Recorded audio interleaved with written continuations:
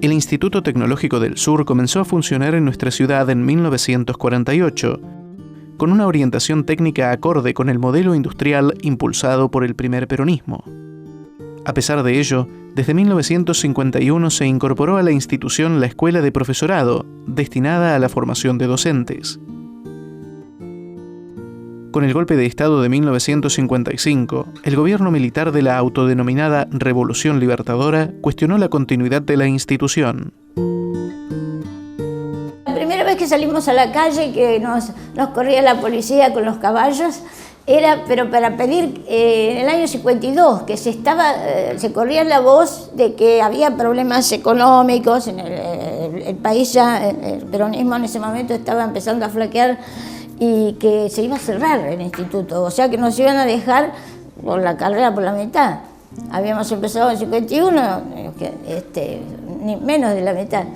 Entonces salimos a la calle a manifestar ya ahí.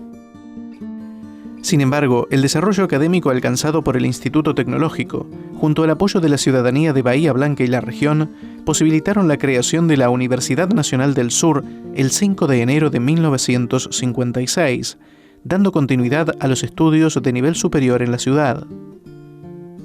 En esa época había muchos viajeros, porque no había profesores radicados acá en Bahía. No había, es decir, había sí, pero no alcanzaban para cubrir todas las cátedras. Ángel Batisteza, muy buen profesor, les decía. Estaba Chocchini, Camarero Benito, Tile, que tenía la parte, les decía, de latín, Dondo, que ellos viajaban, es lo que te decía, Batisteza y Tile viajaban de Buenos Aires, daban las clases, se volvían. Camarero, que se estableció acá, que también daba idiomas, daba latín. Digamos, la matrícula de alumnos era mucho menor que ahora, nada que ver, o sea, era una cosa muy distinta. Así que la relación con los profesores era totalmente cordial, era casi amistosa, podemos decir, ¿no? El 24 de febrero de 1956 se firmó la resolución que organizó la Universidad Nacional del Sur en departamentos. Humanidades fue una de las 8 unidades iniciales de la universidad, creada sobre la base de la Escuela de Profesorado. Los profesores que en realidad participaban de la ideología peronista, los echaron de las universidades. Y el director que había acá, que era de La Plata, el profesor Maffei, los trajo acá. Y acá pudieron ingresar. Así que y eran de primer agua también. Así que nosotros en la formación tuvimos una formación estupenda, en realidad, ¿no? Junto a esta unidad académica se creó el Instituto de Humanidades como organismo de investigación ligado al departamento. En realidad se creó como un centro de investigación. De hecho, funcionaba así. Pero un centro de investigación concebido de una manera muy particular, como un centro integrador de todas las actividades de investigación de humanidades. Donde se hablaba también de otras cosas, se daban cursos de otras cosas. El profesor Rest tenía múltiples inquietudes, por ejemplo, el tango, le gustaba el tango. Fue la primera vez que yo escuché un curso sobre tango, se lo escuché a Rest, ahí en el Instituto de Humanidades. Se hablaba mucho de cine, los años 60, 70 son años muy cinéfilos. Y había un poco de tensiones a veces, había gente que era solamente del instituto, eran los investigadores, ¿no? Y los otros éramos los docentes. Entonces, había gente que se negaba o se resistía a hacer investigación y gente que, a pesar de ser investigadores brillantes, tenían cierta resistencia a la docencia porque preferían ocupar todo su tiempo en la producción científica a partir de la investigación. Y hubo, en cierto modo, siempre como una puja, porque quizá algunos en el Departamento de Humanidades lo consideraban como un centro de delito privilegio al instituto. Su primer director fue el profesor Héctor Chocchini, quien se desempeñó ininterrumpidamente en esa función hasta 1973. En un momento dado, Chocchini fue un año de licencia y fue Camarero Benito. Y después lo sacaron de la dirección del departamento cuando vino la intervención del año 73 a la universidad, y Juan Carlos Garavaglia, que cambia el nombre al instituto.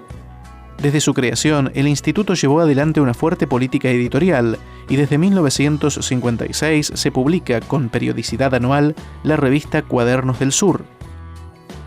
En 1973, el Instituto de Humanidades cambió su denominación por la de Instituto de Estudios para el Tercer Mundo Eva Perón y reorientó los ejes de su actividad. En 1975 fue finalmente clausurado. El instituto lo dirigió Mario Saviaga, que fue dentro del departamento una figura distinta. Un gran intelectual también, muy bien formado, pero con un sentido de lo que era, del objetivo que tenía que tener el instituto distinto al que había tenido Ciocchini quizá. La visión que se trae es una visión realmente diferente en general, ¿no es cierto? Lo que ellos mismos llamaban ideología, una ideología diferente, porque lo que se criticaba que existía en la universidad era una ideología elitista, o sea, solamente para algunos los que estudiaban, y donde se investigaban problemas que no correspondían a la realidad del país. En general, ¿no? Ese es el planteo. O sea que todo eso que se trabajó, que se trabajaba, se lo descartó. Se cambiaron los planes, se varió todo, porque la razón era esa. Uno de los recursos de mayor prestigio con los que dotó al instituto fue la biblioteca adquirida al profesor Arturo Marazo, que contaba con obras de inestimable valor. La biblioteca se llama Marazo porque la base es Marazo, y eso se hizo por su relación, creo yo, con Ciocchini.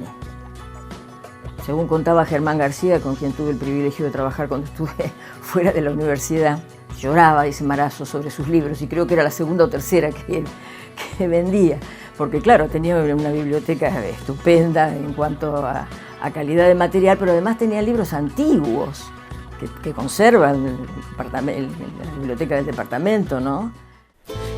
Tras el cierre del mismo, la biblioteca pasó a depender del departamento y fue acrecentando su fondo año tras año, gracias también a la incorporación de nuevas colecciones, tales como la vinculada con el Centro de Documentación Patagónica. Todo ello a pesar de haber sufrido, por decisión de las autoridades durante la última dictadura cívico-militar, la eliminación de obras consideradas por aquel entonces subversivas. Había como unos cajones que los habían puesto afuera y decían: el que quiera sacar estos, el que se quiera llevar estos libros, lléveselos. En un principio, solo se dictaron en el departamento las carreras de licenciatura y profesorado en letras, a las que inmediatamente se agregaron las de licenciatura y profesorado en historia, y varios años después, a fines de la década del 70, comenzó el dictado de la licenciatura y profesorado en filosofía. Las clases eran todas acá en el edificio de Colón 80, durante mi trayecto como alumna. Y luego, unos años más tarde, nos trasladamos allá al edificio de Alem y 12 de octubre. Las aulas eran lo que hoy son oficinas. Donde está personal era el aula más grande. En los primeros años yo me acuerdo que había 120 alumnos, se llenaba el salón de alumnos, gramática española, que era la primera materia que cursábamos, se llenaba completamente, había 100 y pico de alumnos, otras materias también, problemas de la filosofía que eran iniciales. Allí hicimos toda nuestra carrera, en el primero y segundo piso, y en el subsuelo también había algún aula. Luego del golpe militar de 1966, las autoridades del gobierno de facto intervinieron las universidades argentinas, inaugurando un periodo marcado por la persecución ideológica en las casas de altos estudios. En ese marco, algunos profesores del departamento renunciaron a sus cátedras y se fueron del país. Cuando asume el gobierno el general Onganía, que fue la primera vez que se reprime en la universidad, la universidad era como una especie de claustro sagrado, no se entraba. En un buen sentido, o sea, no se interfería en sus decisiones, en sus cosas. De ese momento sí, porque ya ahí entró la policía y pegó a los estudiantes, por ciertas razones, ¿no? Así que ahí se quiebra un poco la imagen de la universidad, totalmente autónoma. En 1973 asume la presidencia de la Nación Héctor Cámpora. El breve periodo de su gobierno se vio marcado por la intensa disputa al interior del peronismo, disputa que se verá intensificada durante el tercer mandato del general Perón y, posteriormente, el de su esposa Isabel Martínez. En este contexto, en 1975, el interventor de la Universidad del Comahue y encargado del despacho de los asuntos de esta universidad, Remus Tetu, cerró el departamento. Desarmó literalmente el edificio de Humanidades, porque los 4 departamentos que estaban ahí los cerró el 1 de marzo del 75. Con un decreto, qué sé yo, que después nos hizo llegar a nuestras casas. Todos los docentes de Economía, Administración, Geografía y Humanidades quedamos todos afuera. Y se vivió primero con bastante rebeldía, es decir, nos quejamos, hacíamos manifestaciones, salíamos a la calle, hacíamos todo lo posible por revertir la situación, hasta que comenzó la etapa muy difícil en que comenzó a haber muertes, asesinatos. La famosa fiambrera de Tetu existió y allí cada uno se asustó bastante, se quedó en su casa lo más encerradito que pudo, tratando de no mostrarse demasiado, y las protestas cesaron, por supuesto, y ya no hubo nada que hacer porque, bueno, era una etapa de enorme violencia de parte del Estado.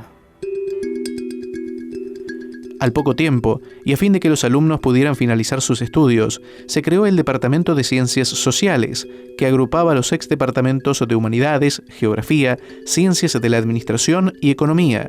Algunas personas que habían sido docentes del departamento fueron selectivamente convocadas por la intervención para cubrir las cátedras, pero la mayoría quedó fuera de la institución.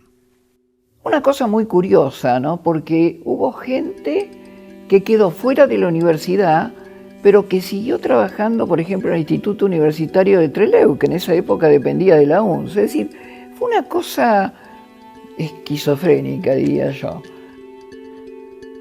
Con el golpe de Estado cívico-militar del 24 de marzo de 1976, las fuerzas represivas del Estado asesinaron o provocaron la desaparición de más de 20 alumnos del departamento. Continuaron las cesantías a docentes y no docentes, varios de los cuales fueron detenidos por motivos políticos. Al principio nosotros intentamos rebelarnos contra esa situación de cierre del departamento hasta que se produjo la muerte del padre Dorniak, que fue un hecho terrible. El padre Dorniak pertenecía a la comunidad de Juan 23. Fue una noche muy terrible en que en Bahía Blanca desaparecieron varias personas. A partir de ese momento fue como un momento de quiebre, en que nos dimos cuenta cuál era la magnitud del peligro, qué era lo que se estaba viviendo, hasta dónde llegaba el terror. Una actitud absolutamente despótica, digamos, de las autoridades de ese momento. Un ambiente muy, muy tenso, donde cada uno se cuidaba de lo que hablaba, de lo que decía, de con quién se juntaba, y un clima en que los estudiantes también estaban atemorizados, ¿no? Se había producido como un desbande, digamos. La frase era no te metas, ¿no? A pesar de eso, había por debajo una resistencia estudiantil, pero estaba muy, muy acallada, ¿no? Muy como subterránea. Con los años después hemos recordado quiénes fueron esos alumnos desaparecidos, y son muchos en Humanidades. Está la placa puesta en la biblioteca, que hace unos pocos años se puso. A pesar de este clima represivo, en 1977 se crearon las carreras de posgrado del departamento, maestrías y doctorados en filosofía, historia y letras. A principios de la década del 80 y con el retorno democrático, el Departamento de Humanidades recuperó su independencia académica y administrativa. A partir de 1984 se produjo la reincorporación de un grupo significativo de profesores y auxiliares de docencia cesanteados desde 1975 en virtud de las disposiciones de la Ley de Normalización de las Universidades Nacionales dictada por el gobierno democrático. Sin embargo, dichas reincorporaciones no fueron sin conflicto. Después, cuando vuelve la democracia, empiezan las reincorporaciones justas y qué sé yo, hubo una grieta porque en general, no todos, porque eso lo voy a decir con una claridad meridiana, creo que buena parte no, pero hubo ciertas personas que vivieron reprochándonos el hecho de haber aceptado volver a nuestra fuente de trabajo. En el 83, por empezar, el consejo departamental era solamente consultivo. No era, lo que decidiera el consejo no era vinculante. Si bien la mayoría de los decanos lo tomábamos como vinculante, ¿no? Y hubo una tarea muy difícil que fue la reincorporación de los docentes que habían sido cesanteados durante el proceso y que no habían vuelto a la universidad. Por otra parte, la gente que había sido cesanteada, en su mayoría en cargos bajos, ayudantes, asistentes, algún profesor, los profesores se habían ido hacia otras universidades, habían emigrado, ¿no? Y los que habían sido cesanteados en cargos bajos habían hecho antecedentes en otros lugares, antecedentes académicos importantes. Entonces, de pronto, ofrecerles un cargo de ayudante simple en el que habían sido cesanteados era también problemático. El proceso de normalización continuó en 1986, cuando Raúl Iriarte fue designado por el Consejo Superior Universitario como decano interino. Lo sucedió en esa función Nora del Río, quien fue electa por la comunidad del departamento en 1988 mediante un colegio electoral. A partir de entonces y hasta la actualidad, las sucesivas autoridades fueron elegidas en forma democrática por los integrantes de los diversos claustros. En junio de 1999, y por iniciativa del Consejo Departamental de Humanidades, se impulsa la creación de la Cátedra Libre de Derechos Humanos, conformada por miembros en partes iguales de los tres claustros, profesores, auxiliares y alumnos, constituyéndose como un espacio de opinión, estudio, debate, difusión e intervención pública en problemáticas vinculadas a los derechos humanos. En el año 2014 se inician las actividades de la carrera de licenciatura en Ciencias de la Educación. Esta nueva carrera, la 7ª dictada por el departamento, buscó responder a la demanda de interesados en esta disciplina, así como generar un espacio que impulse y mejore los trabajos en el área educativa. Asimismo, el departamento continúa cumpliendo uno de sus roles fundamentales, que es la formación de docentes para el sistema educativo y de investigadores que desarrollan su labor en diversos centros e institutos de investigación dependientes de esta unidad académica. Del mismo modo, en la última década, desde el departamento se impulsan numerosos proyectos de extensión y voluntariado con el fin de atender a las problemáticas de su entorno social. En su conjunto, estas acciones evidencian el compromiso del Departamento de Humanidades con la defensa de los valores democráticos, la transferencia con un sentido social y la formación de profesionales involucrados con su entorno, principios básicos de la Universidad Pública Argentina.